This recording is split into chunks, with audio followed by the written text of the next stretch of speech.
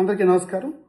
ఈ వైసీపీ పార్టీని మొన్న జరిగిన 2024 ఎన్నికల్లో ప్రజలు పూర్తిగా తిరస్కరించి వీళ్ళని కనీసం ప్రతిపక్ష హోదా కూడా లేకుండా కేవలం 11 సీట్లకు పరిమితం చేశారు. ఎందుకు అంటే 2019, 2024 మధ్యకాలంలో వీళ్ళ పరిపాలన తీరు కావచ్చు, వీళ్ళ భాష కావచ్చు, వీళ్ళ హావభావాలు కావచ్చు, అసెంబ్లీలో వీళ్ళ ప్రవర్తించిన తీరు కావచ్చు, వీటన్నింటికి విసిగిపోయిన ప్రజలు వీళ్ళు రాజకీయ పార్టీలో ఉండడానికి అర్హత లేదు, వీళ్ళు ప్రభుత్వం ఏర్పాటుకే కాదు ప్రతిపక్షానికి కూడా పనికిరారని ఒక స్పష్టమైన తీర్పునిచ్చిన తర్వాత కూడా వీళ్ళలో సిగ్గు, శరం, మానం, మర్యాదలన్నీ వదిలేసి కనీస ఇంగిత జ్ఞానం కూడా లేకుండా సభ్య సమాజం తలదించుకునే భాషను ఈ రోజున అంబటి రాంబాబు గారు వాడుతున్నారు.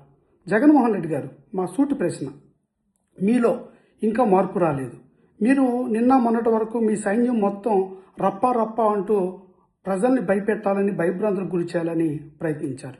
ఈ రోజున మీ నాయకులు వాడుతున్న భాష, దానిని మీరు మద్దతిస్తున్న తీరు, ఇవన్నీ గమనిస్తుంటే మీరు ఇది మానవ జాతి కాదేమో, మీరంతా ఏదో రాక్షస జాతికి సంబంధించిన వాళ్ళేమో అనిపిస్తుంది.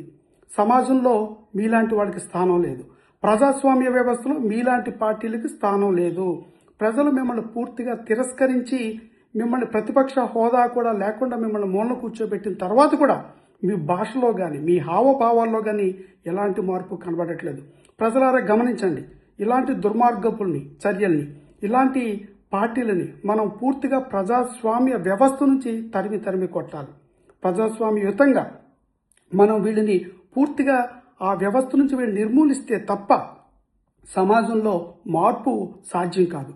ఇలాంటి వాళ్ళ వల్ల నైతిక విలువలు కూడా రోజు రోజుకి దిగజారిపోయే ప్రమాదం ఉందని గమనించాలని కోరుకుంటూ ప్రజలారా ఒక పిలుపునిస్తున్నాం.